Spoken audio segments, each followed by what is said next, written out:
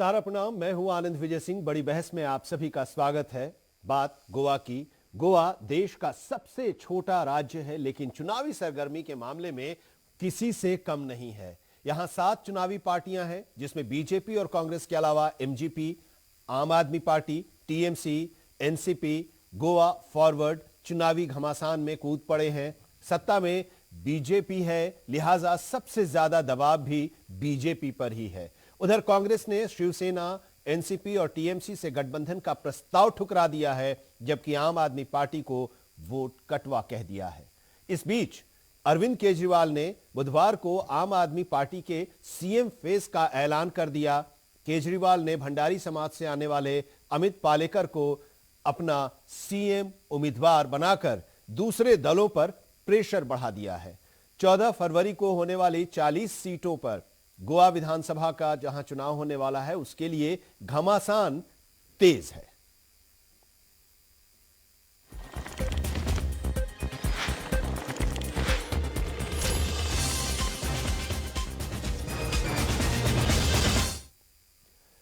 गोवा में किसका दावा?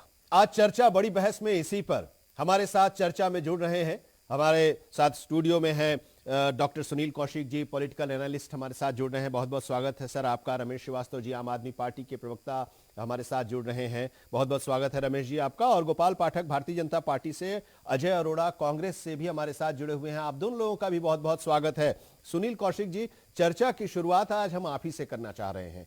हम लोग बात 5 राज्यों की चुनाव होने वाले हैं, उत्तर प्रदेश की, उत्तराखंड की, पंजाब, मणिपुर और गोवा। लेकिन गोवा सबसे कम सीटों वाला विधानसभा है। सबसे ज्यादा चर्चा में कौन वहां पर सत्ता में आएगा? 2017 को देखें तो उस समय भी सबसे ज्यादा एब्सोल्यूट मेजॉरिटी के साथ यूपी में बीजेपी आई थी। गोवा में किसी को बहुमत नहीं मिला था, लेकिन सबसे ज्यादा चर्चा यूपी से भी अगर हम कहें तो गोवा की कि किसकी सरकार बनेगी। इस बार आप जरा बताइए कि गोवा की क्या स्थिति है। 7 दल हैं वहां पर, कुछ नए दल भी आ रहे हैं। आम आदमी पार्टी भी वहां पर पूरी मुस्तैदी के साथ चुनाव लड़ रही है और अपने सीएम फेस का ऐलान भी कर दिया है। किस तरफ गोवा का चुनाव जा रहा है 2022 का? देखो आनंद जी, पिछले 2 इलेक्शन की हम बात करें वहाँ गोवा की, तो 2012 में तो पूर्ण बहुमत की सरकार थी बीजेपी की, इसमें कोई दो राय नहीं है। सरकार बनाई और पार्कर साहब वहाँ बड़ा गद्दावर नेता थे, मुख्यमंत्री भी रहे। लेकिन 2017 में जो देखने को गोवा में मिला, मुझे लगता है कि वो पूरे देश को समझने की बात है कि राजनीति कितनी गिर चुकी है। और लोकतंत्र की पार्टी की जो दुहाई लोग देते हैं कि लोकतंत्र को बचाए रखना या संविधान को बचाए रखना, किस तरीके से कौन कौन सी पार्टी अग्रणी रहती हैं, बड़ा स्पीच है, बड़ा भाषण, बड़ा जनता में जो देखने को मिलता है। 2017 में ये देखने को मिला कि किसी को पूर्ण बहुमत नहीं था और सबसे बड़ी पार्टी कांग्रेस थी, वहां पर दूसरे नंबर पर बीजेपी थी। लेकिन सरकार कैसे बनती है ये सारे देश ने देखा। और यदि वहां सर्वे किया जाए तो उन 40 विधायकों में की बात की जाए तो हर 5वां विधायक ऐसा है जो कम से कम 3-3 बार पार्टी बदल चुका। ये समझने की बात है। करीब 7 से 8 विधायक ऐसे हैं जिनकी आस्था किसी पार्टी में नहीं रही और सत्ता में जो जाता दिखा उसी के साथ वो खड़े हो गए।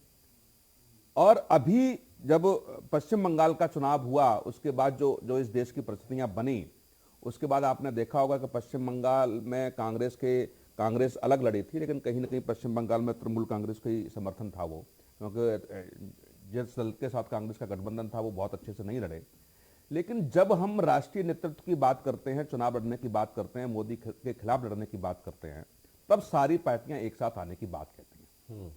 और जब राज्य में जाने की बात कर रहे हैं तो 2017 के बाद, और मैं 6 महीने की बात करूं तो सबसे ज्यादा डैमेज वहां किया कांग्रेस को तो तृणमूल कांग्रेस ने वहां किया। यह समझने की बात है। पश्चिम बंगाल में जो कांग्रेस के साथ हुआ वो बहुत ज्यादा स्थिति ठीक नहीं थी वहां पे, क्योंकि तृणमूल कांग्रेस सत्ता में थी। लेकिन एक इतने बड़े दल को तोड़ना तृणमूल कांग्रेस के लिए, और वो गद्दावर नेता तोड़ना जहां कहीं ना कहीं सत्ता के इर्द गिर्द पहुंचाने का काम जो कांग्रेस को करते थे, ऐसे बड़े चेहरों को तृणमूल कांग्रेस ने तोड़ा। अब गठबंधन की बात आएगी तो कौन तृणमूल कांग्रेस के साथ गठबंधन करेगा? आप पार्टी ने भी मुख्यमंत्री प्रत्याशी घोषित कर दिया और आप पार्टी पिछले मैं कहूंगा 2017 के बाद जो स्थितियां वहां दिखी, आप पार्टी बड़ा दूर से देख रही है, समझ रही है उसको कि स्थिति क्या होगी। क्योंकि बहुत बड़ा राज्य नहीं है, 40 विधायक हैं। और मुझे लगता है कि अपने उत्तर प्रदेश की, दिल्ली की बात करेंगे तो सभासद भी इतना बड़ा क्षेत्र नहीं होता, 25 से 30 हजार के आसपास के वहां वोटर होते हैं, बहुत ज्यादा मेहनत करने की आवश्यकता नहीं है। लेकिन जो स्थिति गोवा की रही पिछले 5 साल में, मुझे लगता है कि वो पूरे राष्ट्रीय प्रदर्शकों, युवाओं को, हम लोगों को समीक्षा करने को मजबूर करती है कि राजनीति का स्तर अब इतना गिर चुका है कि सत्ता में बने रहने के लिए किसी दल की कोई आस्था नहीं, किसी व्यक्ति की कोई पर्सनल नीति नहीं। जो सत्ता का स्वाद चखना चाहते हैं वो सत्ता के नजदीक पहुंचने के लिए कुछ भी कर गुजरने को तैयार है। वो गोवा से अच्छा उदाहरण हो ही नहीं सकता। हो ही नहीं सकता। इसलिए गोवा का चुनाव और रोमांचक हो गया है और उसी दौर में जा रहा है। आम आदमी पार्टी ने अपने सीएम फेस को ऐलान कर दिया है, लेकिन सत्ता में भारतीय जनता पार्टी है। वोट शेयर 2017 में बीजेपी को ज्यादा मिला था, लेकिन सीटें कांग्रेस से कम मिली थीं। सरकार उसकी बनी, कांग्रेस चूक गई सरकार बनाने में। लेकिन क्या इस बार कोई चुनौती आपके सामने है? और अगर चुनौती है तो कौन है गोपाल पाठक बीजेपी में? क्योंकि 2017 में केंद्र में थे मनोहर पर्रिकर और उनकी कमी दिखाई दी 17 के नतीजे में। 2022 के चुनाव के समय दुर्भाग्य से पर्रिकर साहब हम लोग के बीच नहीं है, तो आप लोगों के लिए मुश्किलों का भी सामना करना पड़ रहा होगा। पहले आप कांग्रेस से लड़ते थे, अब आम आदमी पार्टी और टीएमसी, जैसा कि सुनील जी बता रहे हैं, और कई सारी पार्टियां आ गई हैं आपके साथ सामने चुनौती के लिए। बहुत बहुत धन्यवाद आनंद विजय सिंह जी, बहुत अच्छा आज आपके साथ बैठ के मुझे बहुत अच्छा लग रहा है। मेरे सभी पैनलिस्टों को मैं नमस्कार कहना चाहता हूं। जैसे कि बात आपने कही है गोवा की, गोवा में मनोहर पर्रिकर जी हमारे बीच नहीं है और चुनाव भी सिर पर है। लेकिन मैं आपको बताऊं, इतनी परेशानी की बात नहीं है। हमने पहले भी सरकार बनाई थी और इस बार हमारा वोट प्रतिशत पहले से भी ज्यादा आएगा और हमारी सीटें भी ज्यादा आएंगी और हम पूर्ण बहुमत की सरकार बनाएंगे। ये सोचना गलत है कि पिछली बार हमें कांग्रेस की सीटें कम मिली तो इस बार कम मिलेंगी। जिस प्रकार का सुशासन देने का काम भारतीय जनता पार्टी की सरकार ने किया है, ये कोई और पार्टी नहीं कर सकती। और जहां तक बात है तृणमूल कांग्रेस की या आम आदमी पार्टी की, ये तो सब एक हो ही जाते हैं। जब भारतीय जनता पार्टी अपने बलबूते पे खड़ी होती है तो ये अपनी कमजोरी देख के एक साथ इकट्ठे हो जाते हैं। तो इसमें कोई घबराने की बात नहीं है। भारतीय जनता पार्टी पूरी तरह आश्वस्त है कि इस बार पुनः सरकार बनाएगी और इस बार पूर्ण बहुमत की सरकार बनाएगी। पूर्ण बहुमत की सरकार बनाएगी, ये दावा है और विश्वास भी है। लेकिन आम आदमी पार्टी अगर डायरेक्टली कहें और पूरे आत्मविश्वास के साथ इस बार चुनाव मैदान में आ रही है, तो चुनौती किसको देने जा रही है? रमेश जी, देखिए ऐसा है कि 2017 की ही बातों को अगर हम आगे बढ़ा दें तो 2017 में भारतीय जनता पार्टी के विरुद्ध मतदान हुआ था। मतलब गोवा की जनता उस समय से ही परिवर्तन चाहती थी। कांग्रेस को सबसे बड़ी पार्टी बनाई उन्होंने। जैसा कि अभी कौशिक साहब कह रहे थे, कांग्रेस अपने आप को संभाल नहीं पाई और भाजपा ने किसी तरह से धन बल का उपयोग करके या सत्ता बल का उपयोग करके उनको अपने पाले में खींच लिया। लेकिन जनता की इच्छा वहां की सत्ता में बदलाव करने की बनी रही और वो अभी भी बनी हुई है। तो आम आदमी पार्टी के उभार का जो कारण आप देख रहे हैं ना, वो जनता की उसी इच्छा को परिलक्षित कर रहा है कि जनता तो भाजपा से उब चुकी है, जनता तो बदलाव चाहती है। पिछली बार उसने बदलाव की आकांक्षा कांग्रेस में देखी थी, इस बार वो बदलाव की आकांक्षा के लिए आम आदमी पार्टी को चुनेगी, क्योंकि उसने देख लिया कि कांग्रेस के 17 विधायक चुने उसने और 2 बच्चे रह गए, सारे बीजेपी में चले गए। तो मतलब गोवा में कांग्रेस को वोट देने का मतलब बीजेपी को वोट देना है। इसलिए गोवा का जो मतदाता बदलाव चाहता है और वो 17 से चाह रहा है बेचारा, उसे छटपटाहट है, अब उसे मौका मिल रहा है। हमें पूरा विश्वास है कि इस बार गोवा का मतदाता बदलाव की अपनी आकांक्षा को पूरी कर लेगा। वो बदलाव की आकांक्षा क्या आम आदमी पार्टी के पक्ष में जाती दिखाई दे रही है? देखिए, कांग्रेस के पक्ष में नहीं जा सकती। क्यों? क्योंकि कांग्रेस के बहुत बड़े बड़े नेता कांग्रेस से अलग हुए हैं, चाहे वो राज्यसभा की वजह से अलग हुए या किसी भी वजह से अलग हुए हैं। लेकिन इतना तो पता चल गया ना, कांग्रेस के कार्यकर्ता को आज कांग्रेस के अपने नेताओं पे भरोसा नहीं है कि हम जिसके लिए आज चुनाव प्रचार कर रहे हैं, कल को पता चला वो भाजपा का चोला ओढ़ करके घूमेगा। तो इससे तो बेहतर है कि अगर गोवा की सत्ता में बदलाव लाना है तो ऐसी पार्टी को तो सत्ता में लाओ जो कम से कम भारतीय जनता पार्टी के मुकाबले बिल्कुल खूंटा गाड़ के खड़ी रह सके, और वो बदलाव की किरण इनको आम आदमी पार्टी नहीं दिखाई दे रही है। लेकिन कांग्रेस तो कह रही है कि आप वोट कटवा है। देखिए ऐसा है कि जो चिदम्बरम कोई छोटे मोटे नेता ने नहीं कहा, एक बड़े नेता ने जी चिदम्बरम साहब का ही बयान है चिदम्बरम साहब को ही मैं याद दिला दूं कि पिछली बार गोवा के प्रभारी दिग्विजय सिंह जी थे, जो कि राजनीतिक कद में चिदम्बरम साहब से कम नहीं है, लेकिन चिदम्बरम साहब हो या दिग्विजय सिंह साहब हो, दोनों क्या करेंगे जब वो अपने विधायकों को ही संभाल नहीं पाते हैं। तो हमें वोट कटवा कहने के बजाय, रोने की बजाय, वो अपनी विचारधारा को मजबूत करने पे ध्यान दें, वो अपने अंतर्मन में झांके कि आखिर क्यों उनके लोग छोड़ करके चले जाते हैं। क्योंकि उनको ईडी से डर लगता है, उनको सीबीआई से डर लगता है, उनके कर्म ऐसे हैं कि उनको भाजपा की तरफ जाना ही पड़ता है। हमारा जीवन खुली किताब है, ठीक है। ईडी सीबीआई सब कर लिया, कोई फर्क नहीं पड़ा। अजय अरोड़ा जी, पिछली बार ज्यादा सीट लेकर आए लेकिन आप सरकार नहीं बना पाए, उसका ठीकरा आप बीजेपी के धन बल या बाहुबल पर आप भले फोड़ते रहें, लेकिन सरकार बनाने से चूके और यही कहा जाता रहा कि गोवा बीच पर आप टहलते रहे और इधर बीजेपी ने मैदान मार लिया। इस बार अब आप एक बार फिर से चुनाव मैदान में हैं, आम आदमी पार्टी वहां पर आ गई है, बीजेपी को बाहर करने के लिए सत्ता से आम आदमी पार्टी एक खुली चुनौती के साथ और पूरी मजबूती के साथ है। आपकी तैयारी क्या है? आपके लोग छोड़कर जा रहे हैं, आपके साथ कोई गठबंधन नहीं बना रहा है?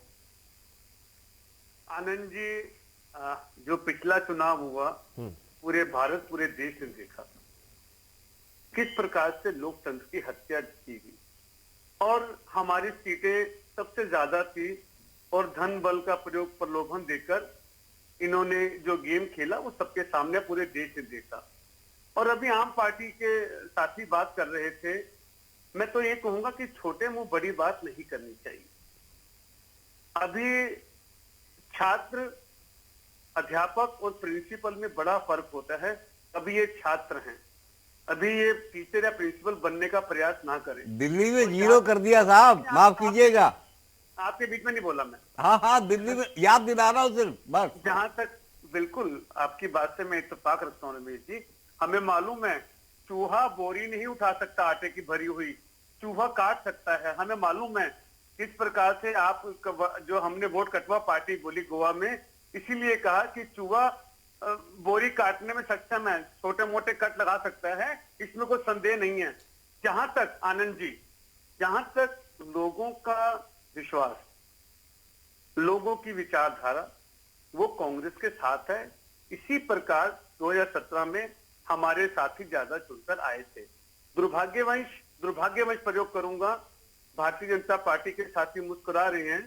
देखो, अधिक घमंड होना, धन का अभिमान होना अच्छी बात नहीं है।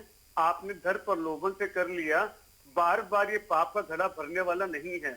और गोवा की आवाम समझ चुकी है भारतीय जनता पार्टी की कथनी और करनी में फर्क है। इनके कुछ शासन में आपके बीच में नहीं बोला मित्र, आपके बीच में क्षमा चाहता हूँ, इतने उत्तेजित ना हुई आप। इतने उत्तेजना ठीक नहीं है। पहले उत्तेजना में आप सरकार बना के इस बार नहीं बना पाएंगे, आपकी उत्तेजना व्यर्थ जाएगी। आप प्रयास करना, ये उत्तेजना चुनाव प्रचार में प्रयोग करना। ठीक है, लेकिन एक चीज है ना अजय, चुनाव प्रचार में करना। अजय अरोड़ा जी, एक चीज तो है ना कि आप कह रहे हैं कि वोट कटवा पार्टी, क्या दूसरी पार्टियों को चुनाव लड़ने का अधिकार नहीं? उत्तर प्रदेश में आप किस भूमिका में हैं? क्या वहां पर आपको नहीं कहा जाए कि आप वहां वोट कटवा की स्थिति में हैं? पश्चिम बंगाल में आपकी क्या स्थिति थी? वहां भी तो आप उसी रूप में थे, बाद में आप शांत हो गए, एक तरह से लड़ाई से हट गए। तो वो देखो, मैं आनंद जी आपकी हर बात का जवाब मुझे स्वीकार है। जो आपने कहा, आपने पश्चिम बंगाल की बात की, आपने उत्तर प्रदेश की बात की, यही बात दिल्ली में भी आप लोगों ने कही थी और लगातार 2 बार की स्थिति सामने है कांग्रेस के लिहाज से। उत्तर दे रहा हूँ आनंद जी। ये चक्र है। सुबह के बाद दोपहर, दोपहर के बाद शाम, शाम के बाद रात, फिर सवेरा होगा। ये साइकिल है और साइकिल बिल्कुल अब उदय की ओर है। हमारा जो चक्र है, चक्र चल चुका है। हमने जो देखना था, ऐसा आनंद जी हमने पहले भी देखा था। स्वर्गीय इंदिरा गांधी जी के राज में एक बार ऐसी स्थिति कांग्रेस की उत्पन्न हुई थी। लोगों ने कहा था कांग्रेस खत्म होगी, कांग्रेस सत्ता से बाहर होगी, कांग्रेस का नामो निशान मिट जाएगा। लेकिन कांग्रेस ने वापसी की। कई बार क्रिकेट में मैच वापसी करने के लिए भी वही हथकंडा अपनाना पड़ा था कांग्रेस को। यह भी एक सच है, सरकार में तोड़कर, समर्थन देकर। और उसी तरह से अगर 17 में बीजेपी ने सरकार बनाई तो फिर आप आलोचना भी करते हैं, या कोई और बनाता है तो। आनंद जी, क्रिकेट के मैच में हाँ हार जीत कई बार छोटी टीम से भी हार जाता है और कई बार अच्छा खिलाड़ी 0 पे आउट हो जाता है। इसका मतलब नहीं कि टीम खराब होगी। अगर भारत साउथ अफ्रीका से हार गया, नहीं, ये तो कि हमारी वही साम दाम दंड भेद सब अपनाते हैं, आपने भी अपनाया था। 77 में मोरारजी की सरकार गई, चरण सिंह को समर्थन देकर आपने अपनाया। विश्वनाथ प्रताप की सरकार गई, चंद्रशेखर को समर्थन देकर आपने भी अपनाया था, और कई राज्यों में इस तरह का अपनाया था। तो साम दाम दंड भेद तो सब चलते हैं।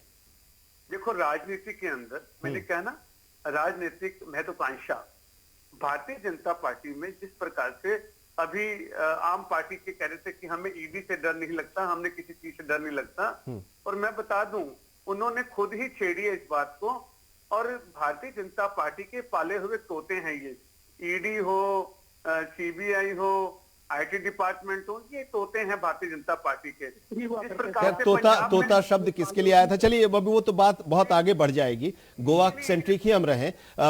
चुनौतियां चारों तरफ से मिल रही हैं आपको, भारतीय जनता पार्टी को। गोपाल पाठक जी, चुनौती पहले आपके सामने कांग्रेस हुआ करती थी, गोवा गोमांतक पार्टी हुआ करती थी, लेकिन अब तो शिवसेना भी है आपके सामने, एनसीपी भी है आपके सामने, तृणमूल कांग्रेस भी आ गई है, आम आदमी पार्टी भी है आपके सामने। तो सवाल यही है कि आपकी लड़ाई किससे है? कांग्रेस तो है ही, कांग्रेस को इतना कमजोर भी नहीं मानना चाहिए।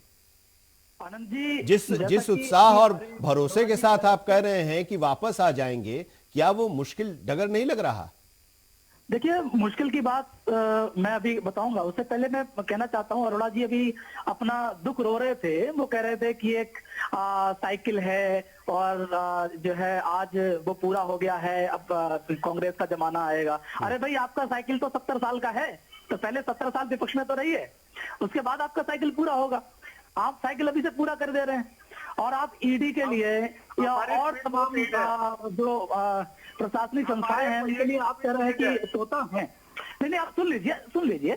तो आप कह रहे हैं कि वो तोता है। आपके जमाने में तो फ्री हुआ करती थी वो, किसी पे आप रेड नहीं डलवाते थे, किसी को आप परेशान नहीं करते थे। सच पूछो तो आज भारतीय जनता पार्टी की सरकार में ये स्वतंत्र एजेंसियां हैं और वो अपने हिसाब से काम कर रही हैं। और जहां तक बात है गोवा में चुनाव की कि हमारी किससे टक्कर है, तो मैं आपको बताऊं, जनता अच्छी तरह जानती है कि सुन लीजिए अरोड़ा जी, सुन लीजिए पहले, मुझे सुन लीजिए, फिर मैं आपको सुन लूंगा।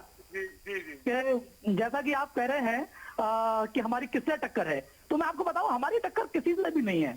ये हमारी टक्कर के है, आपने पुराने चुनावों में देखा है, पिछले चुनावों में। मैं एक गोवा की बात नहीं करूं, अगर पूरे देश की बात करूं तो भारतीय जनता पार्टी ने प्रचंड बहुमत हर जगह प्राप्त किया है। और विधायकों की जहां तक बात है कि विधायक तोड़ लिए, हमारी सीटें कम आई, तो भाई आपके विधायक क्यों नहीं रोक पाए आप? वो आपके साथ संतुष्ट ही नहीं थे, आप रोक ही नहीं पाए, क्योंकि वो जानते हैं 70 साल का आपका काला इतिहास उनको पता है। नहीं, मेरा सवाल गोपाल पाठक इसलिए भी था कि जो अब ये चुनाव जो हो रहा है कोरोना के तीसरी लहर के दौर के बीच में हो रहा है, चुनाव प्रचार बंद है, अभी तक तो खैर बंद ही है, डिजिटली ही प्रचार हो रहा है। तो ऐसे में तृणमूल कांग्रेस ने उसकी पूरी तैयारी कर ली है। 200 से अधिक आईटी और आईएम के जो स्टूडेंट्स हैं या प्रोफेशनल्स हैं, उनको बीजेपी के खिलाफ रणनीति में उतार दिया है। देखिए आनंद जी, ये तो प्रोफेशनल लोगों को बुलाते हैं, कभी प्रशांत किशोर जी को बुलाते हैं, कभी आईआईटी वालों को, आईएम वालों को बुलाते हैं। इनको बुलाने की जरूरत पड़ती है, असल में इनके पास कार्यकर्ता नहीं है, इनके पास काम करने तो वाला उसका इम्पैक्ट उन लोगों को, उसका फायदा मिलता भी है ना। आपको नुकसान होता है, फायदा तो आपके विरोधियों को मिल ही जाता है। 2015 में बिहार में भी मिला, पश्चिम बंगाल में भी मिला इस बार। और ऐसा नहीं है, वो और भी जगह कैंपेनिंग कर रहे हैं। पिछली बार कांग्रेस की उन्होंने कैंपेनिंग की थी उत्तर प्रदेश में, तो क्या हाल हुआ था सबको मालूम है, बताने की जरूरत नहीं है। तो जो आप कार्यकर्ता हायर करते हैं वो आपको दिल से काम नहीं करता। भारतीय जनता पार्टी का कार्यकर्ता दिल से काम करता है और बिना किसी इच्छा के, किसी लालच के वो काम करता है। इसलिए कोई बहुत सारी फर्क नहीं पड़ने वाला है। ठीक है। हाँ, अजय अरोड़ा जी जल्दी कुछ बिल्कुल हाँ, अपनी बात रख लीजिए। मैं इनकी बात से इत्तेफाक रखता हूँ। हाँ। इनका कार्यकर्ता चाहे नागपुर से आए, जब हैदराबाद में चुनाव होता है, पश्चिम बंगाल में चुनाव होता है, तो पूरा मंत्रालय, पूरे भारतीय जनता पार्टी के वर्कर, पूरी कैबिनेट, पूरा आरएसएस, बिल्कुल ठीक कह रही है, ये बिना स्वार्थ के पहुंच जाता है और पश्चिम बंगाल चुनाव करके वापस आके कोरोना फैलाता है। पूरे देश में कोरोना फैला दिया पिछली बार। ठीक है, चलिए रमेश जी, एक तरफ आप कहते हैं कि गोवा को एक ईमानदार चीफ मिनिस्टर चाहिए, गोवा को एक ईमानदार सरकार चाहिए, नए लोग चुनाव लड़ रहे हैं और गोवा को विकास चाहिए। गोवा को किसी जाति धर्म विशेष में बांटकर या बांधकर नहीं रखना चाहिए। लेकिन जब चुनाव होता है, जब आप फेस की घोषणा करते हैं, केजरीवाल साहब आज जब चीफ मिनिस्टर के फेस की घोषणा कर रहे थे पालेकर जी के नाम का, तो उसके साथ उनके समाज को भी बता रहे थे कि ये उस समाज से आते हैं और उस समाज का प्रतिशत है 35% वोट है। तो यानी कि फिर वहीं घुमा फिरा कर तो फिर सब बराबर ही आ जाते हैं, वही सोच कि हम भी धर्म भाषा जाति वर्ग इसी के आधार पर चुनाव लड़ रहे हैं। आनंद जी, ये आम आदमी पार्टी वाले कहते हैं कि हम तो जातिवाद की राजनीति नहीं करते, समाजवाद की राजनीति नहीं करते, वर्ग विशेष की राजनीति नहीं करते, धर्म की राजनीति नहीं करते। अब आप देखिए ना, इन्होंने जो उम्मीदवार बनाए हैं अमित पालेकर जी, ये कह रहे हैं कि ये तो भंडारी समाज से आते हैं। हाँ, यही सवाल मैंने किया है। रमेश जी से जवाब ले लेते हैं। जी रमेश जी, देखिए ऐसा है कि जो सोशल इंजीनियरिंग है उसका सबसे पहले फार्मूला दिया था लोहिया जी ने, और उन्होंने ये कहा था जिसकी जितनी संख्या भारी उसकी उतनी हिस्सेदारी। दूसरी बात जो अरविंद जी ने आज कहा, वो क्या कहा कि एक वंचित तबका है जिसको किसी ने कभी भी शासन में प्रशासन में कभी हिस्सेदारी देने के बारे में सोचा ही नहीं, सिवाय 2.5 साल के छोटे से वक्फे के कभी कोई हिस्सेदारी नहीं मिली। जबकि इन्होंने गोवा की प्रोग्रेस में अपना खून पसीना सब लगाया है।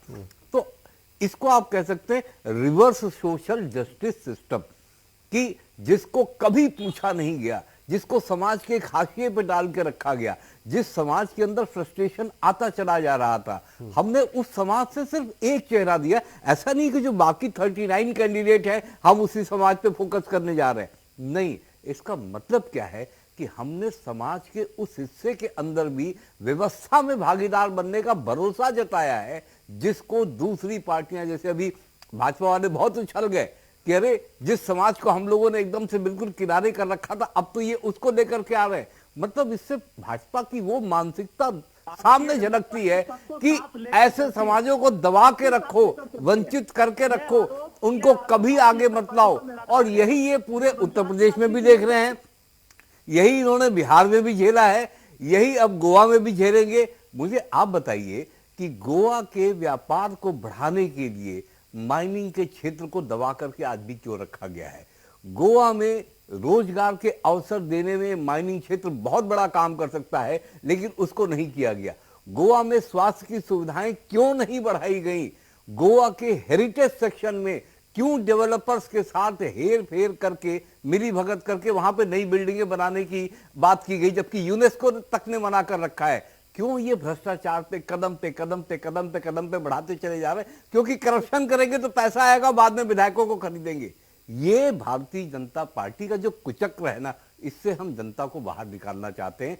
इसलिए हमने एक रिवर्स सोशल इंजीनियरिंग करने का प्रयास किया है। अगर चुनाव में परिणाम आते हैं और हंग असेंबली की स्थिति आती है, तब आम आदमी पार्टी की क्या भूमिका होगी? हाइपोथेटिकल है, लेकिन उसके लिए भी आप लोगों की कुछ न कुछ तो रणनीति होगी ही। देखिए ऐसा है कि पहली बात तो ये कि मैंने शुरुआती कहां से की थी कि 2017 से गोवा की जनता तरस रही है शासन व्यवस्था में बदलाव करने को, और 2017 में जो उन्होंने दुर्भाग्यपूर्ण स्थिति अरोड़ा जी के अनुसार देखी कि चूंकि उन्होंने बहुमत से थोड़ा कम दिया तो भाजपा ने अपना खेल कर लिया, इसलिए गोवा की जनता इस बार पूर्ण बहुमत की सरकार ही बनवाएगी, आम आदमी पार्टी की बनवाएगी। आसार नहीं। अच्छा, सुबह का आसार नहीं। अब उसके बाद अरे अरोड़ा जी बस एक सेंटेंस और, भाई साहब एक सेंटेंस और। अब अगर अरे भैया हंग असेंबली वाली बात तो पूरी करने दो। फिर सुनील जी हंग असेंबली अगर आती है तो फिर मैं आपको बता दूं, इसका मतलब गोवा की जनता ने हमें जनादेश दिया होगा कि आप शासन व्यवस्था में भागीदार मत बनिए। हम जनादेश का पालन करेंगे, लेकिन ऐसा होगा नहीं। जनादेश हमारे पक्ष में होगा। 66% हिंदू का वोट परसेंटेज है सर, 25% ईसाई का और 8% मुस्लिम का, ये मुख्य है। ईसाई की क्या भूमिका होगी, क्रिश्चियंस की क्या भूमिका होगी इस चुनाव में? क्योंकि 2 सीट ऐसी 38 सीटों पर बीजेपी चुनाव लड़ने की बात कर रही है। 2 सीटें हैं बेनालिम और नुवेम, ये ईसाई बहुल क्षेत्र है। यहां से बीजेपी को कभी वोट मिलता नहीं है, ये माना जाता है ऐसा। नहीं देखो आनंद जी, रिजल्ट कुछ भी हो, यदि हम सर्वे की बात करें तो बीजेपी की सरकार वहां आ रही है। यदि हम सर्वे को माने भी नहीं तो मुझे नहीं लगता कि आप पार्टी और कांग्रेस पार्टी सरकार बनाने की स्थिति में वहां होगी। जो 2017 में हुआ मुझे लगता है फिर वो रिपीट होगा। और दूसरा एक चीज और समझने की पर्रिकर बात है, साहब के बेटे भी नाराज हैं। नहीं मैं वही कह रहा हूं, एक चीज समझने की बात होगी आपको कि सब बीजेपी कांग्रेस के बहुत लोग कह रहे हैं चंडीगढ़ में क्या हुआ। चंडीगढ़ में आप पार्टी को बहुमत मिला, मेयर और डिप्टी मेयर किसके बने, बीजेपी के। कांग्रेस की सरकार थी, कांग्रेस की स्थिति वहां क्या रही, साइलेंट वाली। और साइलेंट वाली क्यों रही कि यह दिख रहा था कि यदि मेयर चंडीगढ़ में बना ले गए तो आप पार्टी पंजाब के चुनाव में यह कहेगी कि हमारी तरफ जनता का झुकाव है और हम यहां कामयाब हो गए। गठबंधन पीछे के प्रदेश से किसके बीच हुआ, कांग्रेस और भाजपा के बीच हुआ।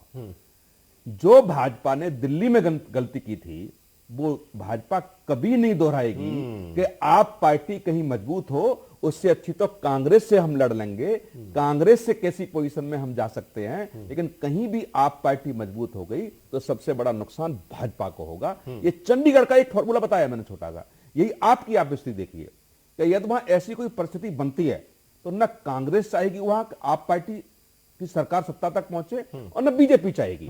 पीछे के प्रदेश से चाहे कांग्रेस टूट जाए चाहे आप टूट जाए, लेकिन कोई दोनों पार्टी सत्ता तक आप पार्टी को वहां नहीं पहुंचने देगी। ये है लब्बो लुआब। इस तरह की अभी एनालिसिस चल रहा है। सुनील जी की बातों से हो सकता है कि रमेश जी इत्तेफाक न रखते हो या अजय अरोड़ा जी और गोपाल जी इत्तेफाक न रखते हो, लेकिन अब चुनाव है, एक ही चरण में वहां पर चुनाव है 14 तारीख को और सबके सामने होगा। फिलहाल स्थिति अभी यह है कि सब अपना अपना दांव खेल रहे हैं, अपनी अपनी जीत का दावा कर रहे हैं। बीजेपी की तरफ से उम्मीद यही की जा रही है कि एक बार फिर से प्रमोद सावंत के ही चेहरे पर इस बार चुनाव लड़ा जाएगा और अमित पालेकर को आम आदमी पार्टी ने अपना चेहरा बना लिया है, लेकिन बाकी लोग अभी भी अपने चेहरे का ऐलान करने की स्थिति में अभी नहीं पा रहे हैं। जोड़ गुना भाग भी वहां चल रहा है। बहरहाल इंतजार रहेगा 14 को भी, 14 फरवरी का भी, और इंतजार 10 मार्च का भी रहेगा। बहुत बहुत शुक्रिया हमारे साथ इस चर्चा में जुड़ने के लिए गोपाल पाठक जी, अजय अरोड़ा जी, रमेश श्रीवास्तव जी और डॉक्टर सुनील कौशिक जी। बहुत बहुत शुक्रिया हमारे साथ आज की इस बड़ी बहस में हिस्सा बनने के लिए। फिलहाल बड़ी बहस में आज इतना ही, लेकिन खबरें लगातार जारी हैं। चलते रहिए सहारा समय के साथ। सहारा।